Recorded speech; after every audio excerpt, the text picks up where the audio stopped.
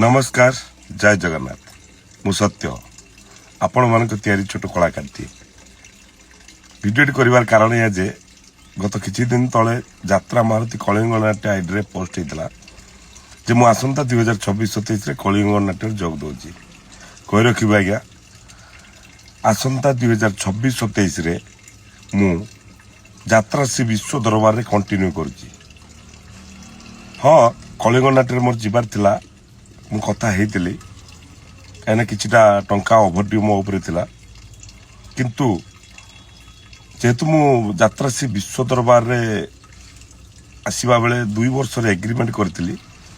सेति पई बाबू सहित कथा हवा परे मो बाबू श्री